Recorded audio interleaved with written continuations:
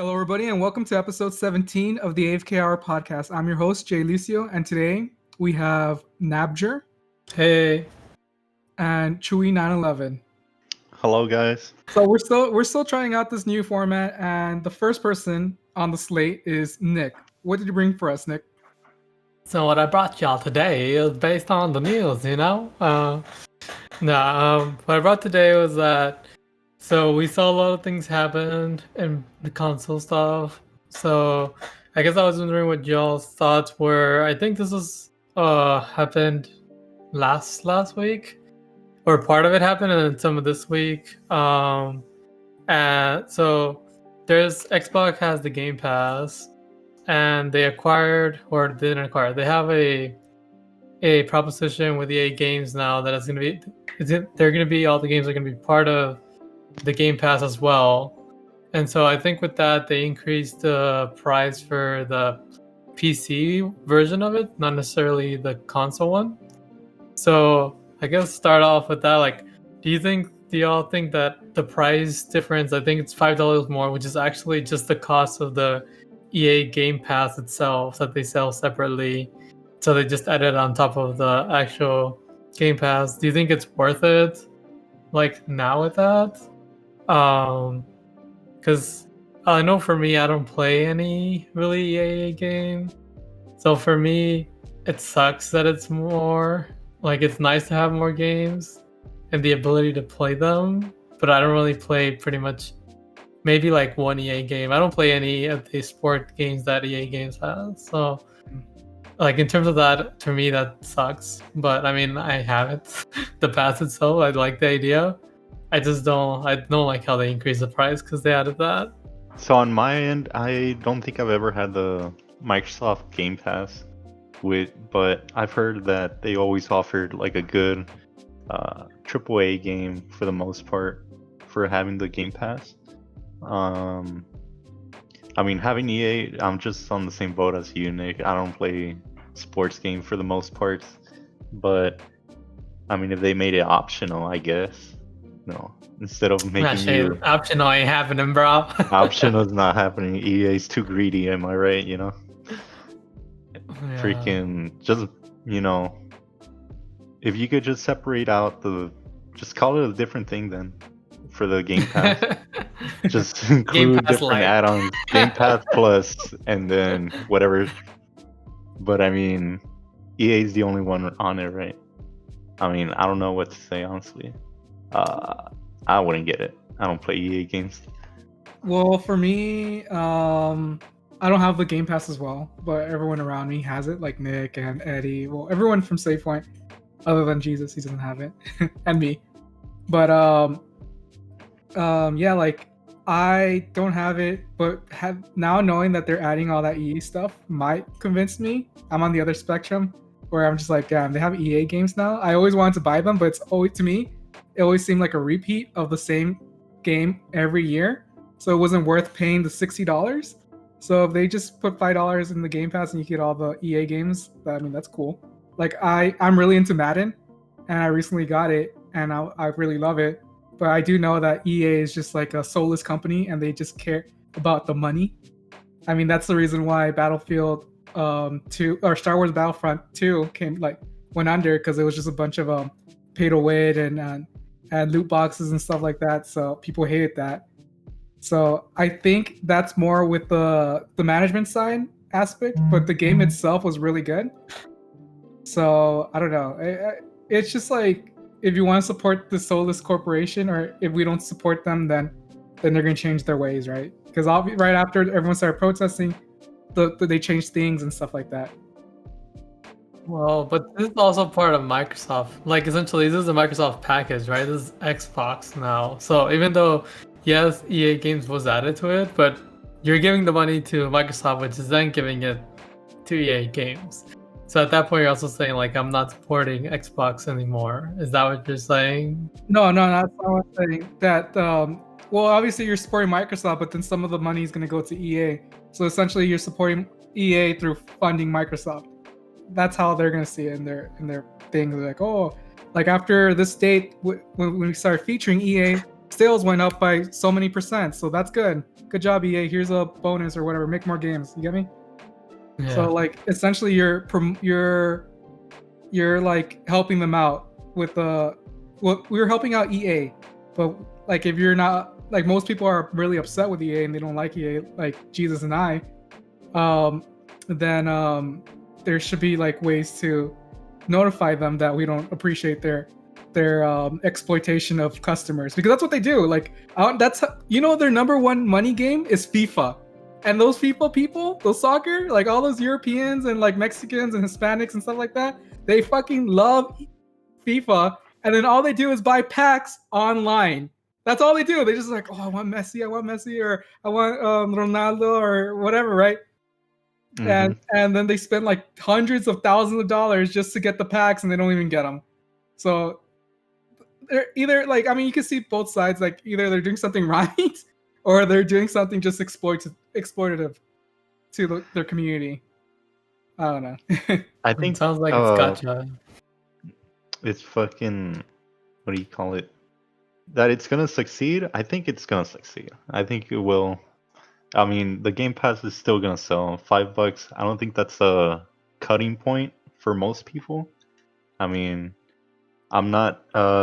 Nick, could you tell me how much it is for the Game Pass, for the Microsoft Pass? I would need to honestly check. I think it's gonna be $10 total or 15. But they also have like Game Pass and then Game Pass Ultimate.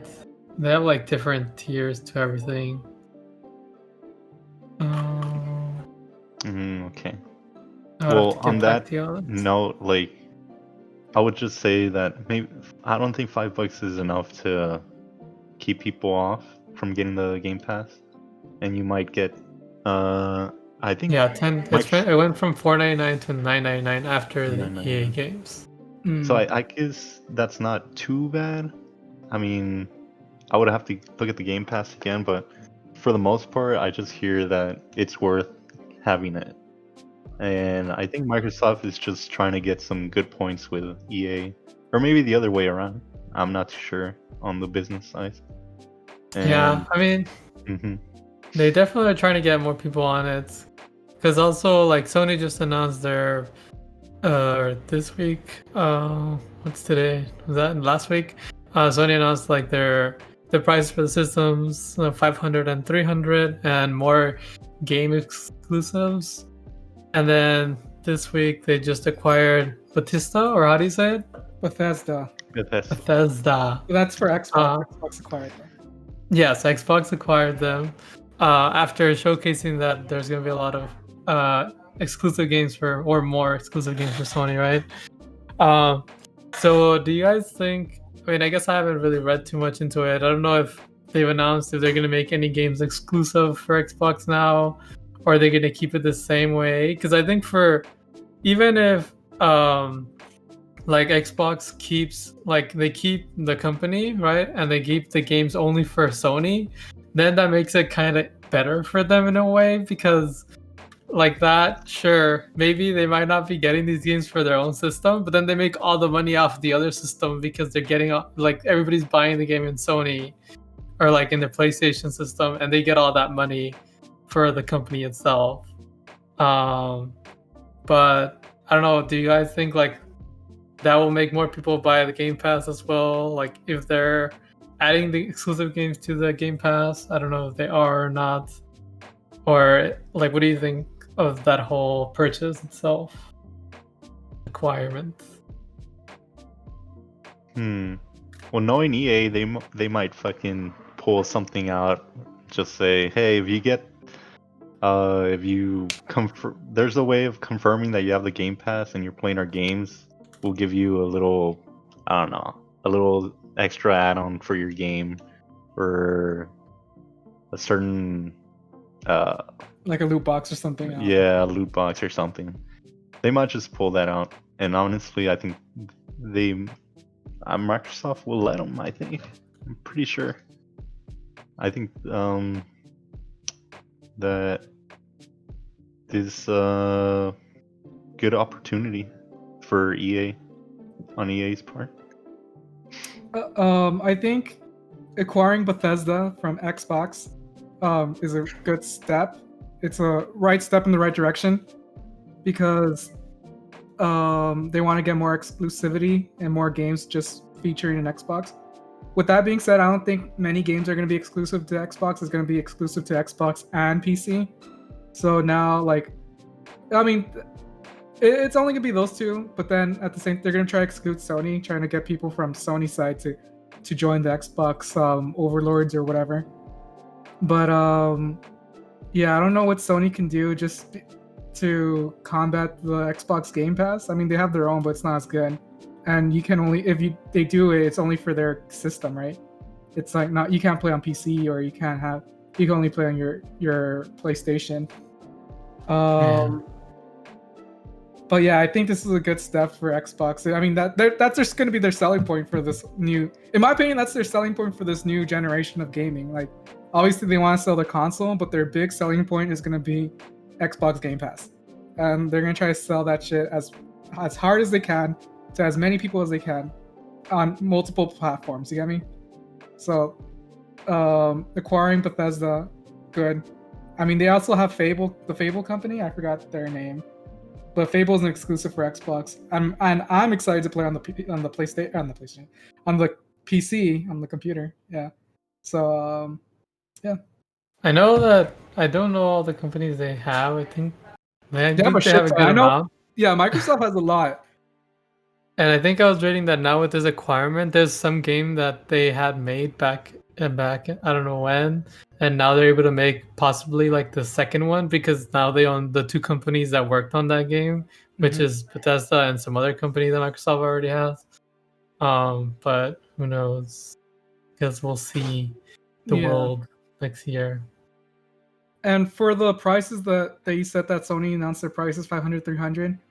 I think that's a good selling point. I think the Xbox is also similar to that. They have one with like the Xbox Series regular, right? And then the Xbox Series Mini. And it's probably the same price.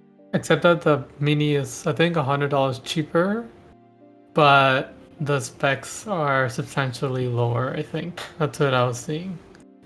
Yeah. So they're trying to make it affordable. And then they're essentially they're trying to make people play PC rather than their actual console. That's how I see it. Yeah, that's what I think too.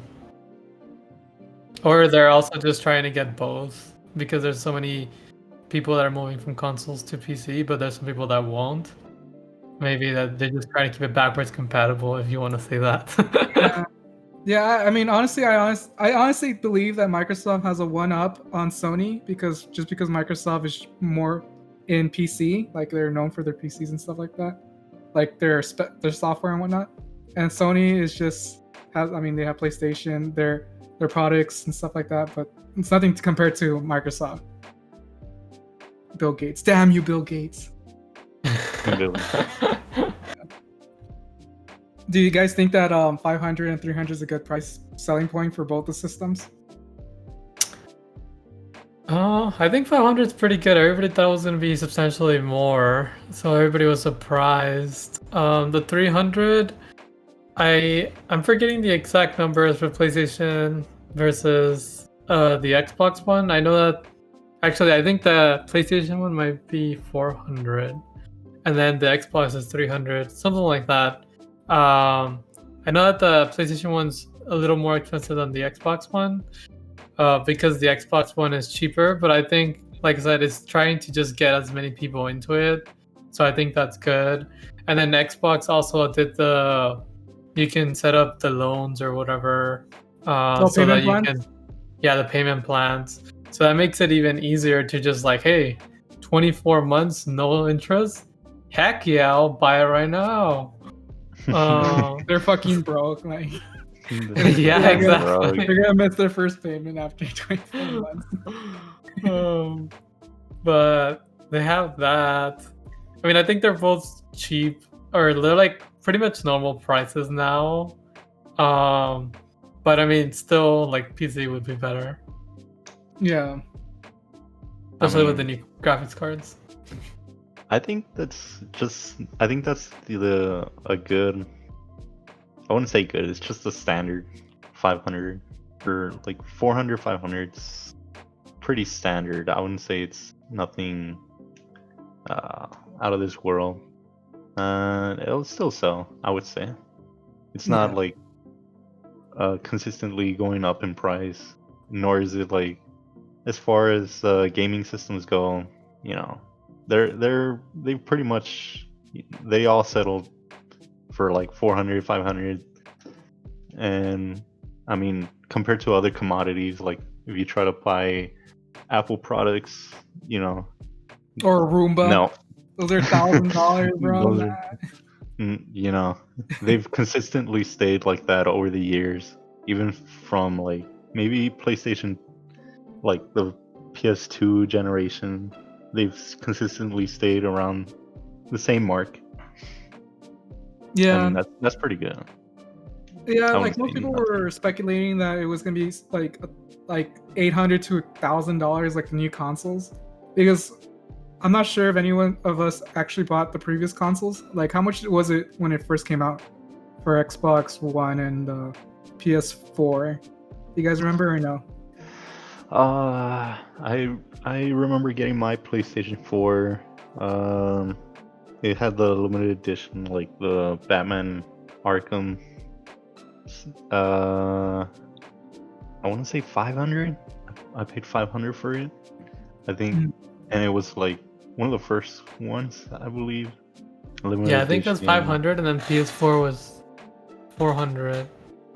Okay, so like it's just the well, I guess they've been the same. Like it's just been stagnant, 500 flat each year. So PS3 was apparently 500, and then PS4 was 400, and now it's back to 500. Mm. And then Xbox was 360 with 300, and then 500 with the previous Xbox, and then this one is 500 again. I just remember when I was younger, that shit, I was like, that's so much money, that's so expensive. But then now as like an adult, I'm just like, oh, okay, 500's not that bad. Dude, it's crazy to think that the first Xbox was apparently $300, Yeah, bro. and the PlayStation 1 and 2 was also $300. It wasn't. You know no the one chump that was change. only, you know the one that was cheaper? The Mhm. NES and the Nintendo. Yeah, I was gonna say Nintendo. $200 and They're the all 64, How about the GameCube? How much is that? 200. Dude, the Nintendo was onto something. Let's just sell our soul to Japan. Okay, so the next topic is Jesus. What would you like to talk about? Well, my topic, well, sort of topic, I just came up with it on the fly, was that is it effective, or is it good for, well, I'll just stick to effective for movie companies and movie theaters to be making a sort of like their own streaming services right now. For since the pandemic, they can't really sell tickets for their theaters, so some movie theaters have been doing streaming services for their movies for you to watch online instead of going to the movies. But with so many options online, I don't think that's a good way of going about. Well, to me, it doesn't really make any logical sense because, like, why would the theaters make their own streaming services when the production company could just stream it themselves and they have a lot more movies on hand from their catalog? So, I mean, also they could just do it on other services like you previously mentioned. I mean, there's so many. There's like Hulu, there's Netflix, there's also like the free ones. I always forget them because they're so, to me, they're so like meh. They're always installed on TVs. I always forget what they're called. But there's so many streaming services, and yeah, I don't think. I guess they're trying to stay afloat, but to me, it doesn't make any logical sense. Like, why would anyone buy this or get this? Also, there's like Redbox, and also Blockbusters. God rest their soul, because they're gone. They got deleted. But Yeah, I don't know. Logically, it doesn't make any sense to me why anyone would get like a pass to watch it from your home, from a theater. I mean, I guess to me this is like also different things. Like if you're saying like, is it worth for like Alamo Draft House to set up their own streaming service? No. Now like also as part of like this is like now some movies you can rent, right? Like I know when they like first started this, like yeah, when the pandemic started, right? Like they did that, and I know I was like, well, why not? I actually rented some of the movies instead of like finding them online. And I mean they're good quality.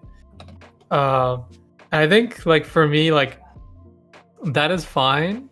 I would not be okay like with like what Disney did with Mulan, like paying my streaming service already X price monthly, and then you have to pay more to watch that. Like hell no, that's fucking expensive. I'm not gonna do that shit. That's stupid. Why am I paying the first fee for if I have to pay another fee? Like that's your problem, bro. If they want to do something like that, at least put it on YouTube and rent it like that. That way, like that makes more sense because YouTube doesn't have a like fee that you pay. But I thought that was weird. But personally, like also like in terms of movies, like I'd rather go watch it in person if like we wouldn't get sick. But because we do get sick, that's why like I watch it online with people. Yeah, so I'm in the same boat with you. Like, I really thought it was outrageous that fucking Disney was trying to charge $20 for a movie theater or for the movie episode for the Mulan for that movie. That's insane. Like, you don't even pay that much to go in person. So why the fuck would I spend $20 to watch in my own home? And like, I guess they're expecting multiple people watching at the same time for that $20 and people pitch in. I guess, but at the same time, I mean, that's just something they should expect rather than trying to prevent by, like, I don't know, like it doesn't make any sense to me. A lot of things don't make sense to me in this world. Would you guys say now?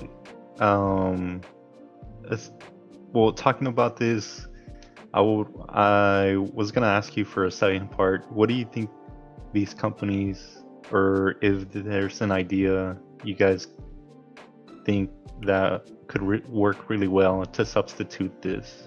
Since renting or buying the movies, like at the Alamo Draft House, Alamo On Demand, they have like $3.99 for renting a movie or $12.99 for buying it, but it can be like a past or previous movie. Would you guys say to maybe an idea I was thinking was that release the movie the same way as you would for theaters, but make it a streaming format, or stream the movie in your own. You can use whatever streaming service. The point that I'm trying to get is pitch the movie at a certain time, just like you would at like a premiere for the movies, and whoever wants to join, just charge them the regular, so-called, like the regular pricing for going to watch that movie. Even though you might have price differentials across regions or states, I think that could be a possible solution or a viable way for them to make money as far as not being able to go to the theaters.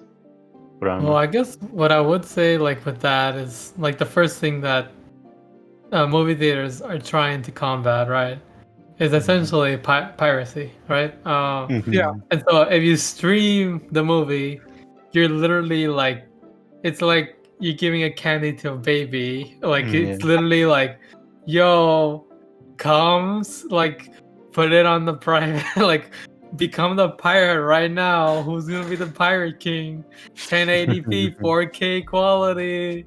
All you have to do is pay $10.99 and then you give it to the whole world. So I think like that's why they wouldn't want to do that, because like piracy would just be outrageous. The second thing is that movie theaters don't make money out of us going to the movies. They make money from all the snack money. Like that's where they make all their money from. And so if you were to do it online, like you can't sell them anything. Like they won't. Like, you want some popcorn, sir? It'll be $10.99. Cinemark will deliver it to your doorstep. We'll deliver it to you. No, but like they wouldn't make it too many people. It would be stupid. From what it looks like, though, it seems they're desperate if they're pitching these ideas to us. I mean, still pitching the movies to us, and it doesn't look profitable. No, what they need to do is these theaters, it depends on their location, obviously, need to do like outdoor movie, like drive-in theaters, like convert their parking lots into drive-in theaters. I don't know how they would do that. That's not my job to figure that out, but I think that's the best way to combat that shit. Because I mean, that was the big rage in the 40s, 50s, and 60s. And like even still now, there's some drive-in theaters, and I don't completely agree that that's where they get all their money, the snacks. Because I mean, when you go through a drive-through theaters, obviously there's gonna be people that go get snacks, but most of them are just gonna go bring their own food from home and eat there at the theater, watch the movie, and then go back home. You get me? And that they were really profitable back in the day. But the whole point, like with like now that they're also moved into, like, because we've moved, right? We moved from going to the movie theater, but purchasing a ticket, right? And then that was the only way to do it. Then we had who was it? Is it Movie Pass? Yeah, Movie Pass that came along, and they changed like that whole industry, where essentially they were like, okay, now you can pay a monthly thing and you get X amount of movies to watch like a month, or depending like which pass you have, right? And so when you look at that, like let's look at that section of it, right? Yes, like now you're only paying a monthly fee, which means that, you know, their money is not going to come from the movies, right? Like I said, it's going to come from some form or way. They're getting them to pay for the snacks, or like, because if you really think about it, probably one person buys popcorn and they pay for the cost of like 2 or 3 people that didn't buy popcorn, like. Because popcorn's like what, $10? We get popcorn. It's also salt, so you have to buy a drink. So you need to combat it like that. Like this is all like things that come together because they are so expensive. Mm-hmm. I would say that they're just trying to make money. I would say that doing those extra costs or those extra profits that you're getting from the food, like. I mean, they're not using the theaters, so I don't know if the overhead costs for maintaining the theaters, you know, they're not spending as much, and they still have to pay for rent. They still have to pay for rent, of course, but I think the,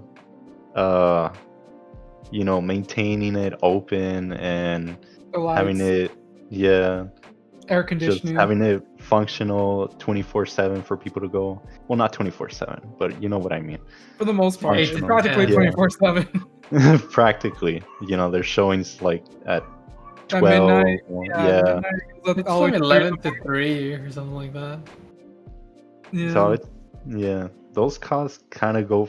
I would say maintain that side, but as far as, you know, for movies, I mean, that's why you're going there for the first part, for the most part. From my understanding, the way that it works is that the movie companies rent out, or they buy the rights for the movie for like $10,000, some shit like that, and then they just replay it over and over, and people pay $10, $20, $15 to go watch it, right? And that's how they make the bulk of their money. And I think now that Jesus mentioned that, I agree with him that most of the food is just a plus to upkeep all that stuff, like the air conditioning, the building, the rent, etc.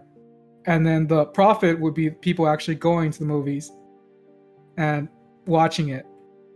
That's just how I think. But I understand where you're coming from, Nick. Yeah, I mean, I understand what you're saying. I mean, if you really think about it, the movie theater does what we're doing right now with renting movies, right? Like we went rent movies from YouTube. That's literally what we're doing.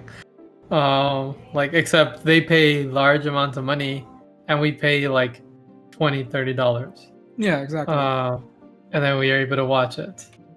And then you become your own movie theater. Yeah. But I think it'd be too risky for them to be doing so that like they'll stream it online. I mean, I do agree that they need something, a format to be able to actually like combat this issue. But I honestly wouldn't know what they should be doing. Like your idea is one idea, and I've seen it actually. Some people, like some baseball fields, are being transformed into that, or like fields like that are not really being used. A random thing that I also saw was I saw somebody playing Fall Guys in the football field TVs. Oh, that was for the Chargers, I think. Yeah, I watched that too. Yeah. But that's like something like kind of like that.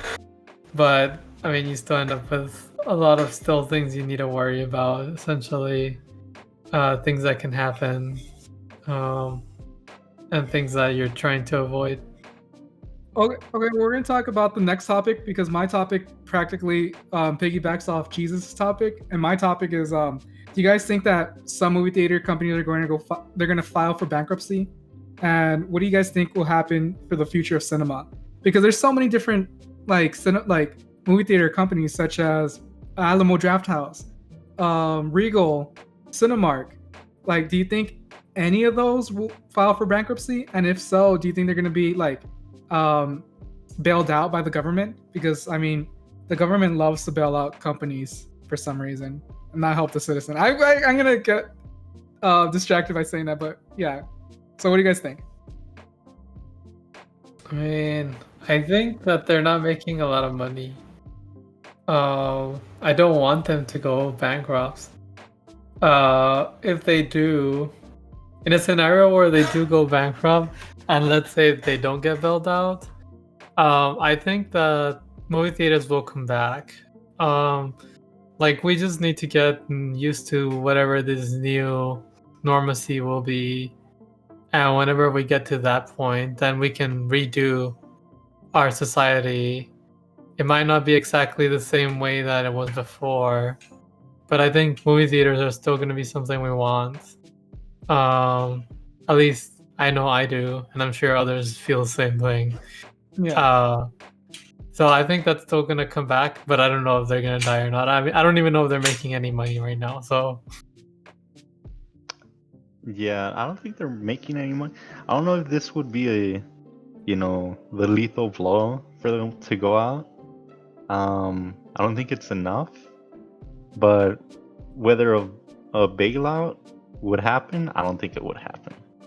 I don't think the structure of our society depends on theaters so much that our government has to bail them out. What could happen, or what would probably most likely happen, is a major conglomerate will just buy them out and keep them running for the most part. I would Dude, say. imagine Google buys movie theaters and he makes them 21st century movie theaters. A la vida. I think about like that. You're right, Jesus. Fuck. I mean, if they didn't bail out Sears, and they're not gonna bail out the next Domino's, which I would assume is Macy's, JCPenney, and all the other stores, I don't think they'll. Yeah. I think Big Daddy Apple or Big Daddy Amazon's gonna come in, swoop in, and just make whatever like, you work they for want. me now. Yes, they work for them, or clear out. I'm gonna make this real estate into something actually profitable. Get your things and leave. Yeah, like, did you guys see that? I was reading an article that real estate investors are buying out malls, so they can turn them into apartment complexes. Whoa, that's Like, smart. So good, bro. Imagine I have money to go buy the mall right now. That's smart. I think, well, you know what happened with that, right? Like, What do okay, you so mean? like with malls, right? So like You mean in like the they're night, not open? No. So in the 90s, they started making malls right here and there, and then it became so popular that everyone wanted to make malls. So then that's why in 2000s and the late 90s there's so many malls. I mean, here in San Antonio there's like 6 or 7. In Laredo there's one because it's so small. But yeah, in every other city there's multiple malls because every company wants to make their own mall. And then now in 2000 in the 2010s and stuff like that, now in 2020, less people are going to the mall, and that's why a lot of like malls are empty. And like that, they even made an episode about South Park about that, where the kids go to the mall and they start like, everyone's like a zombie because no one goes to the mall anymore because this is an ancient relic from the late 90s or whatever, right? And so now there's a huge problem in America where there's a bunch of vacant malls and no one's using them. And now that you mentioned that, that makes total sense that these huge companies buy out the malls and just make them to apartments. That's really smart.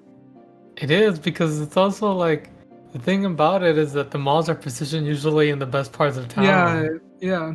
So you make it into a fucking apartment complex, bro. Next year, 2 years from now, bro, that shit's gonna be so expensive. Yeah, I don't know. That's really smart. But damn these companies, man. This COVID shit. I'm not too sure. I think just the rise of everything being online, from Amazon to like streaming services, have just been like killing anything you have to do. Going to go buy stuff or going to the movies. Movies, for the most part, the main attraction was premiere. The box office records that. That's all you hear now. Whenever a new movie comes out, will it hit box office records, or how successful is it on the first days? Because no one cares afterwards. Either someone's gonna pirate it, or you already saw it.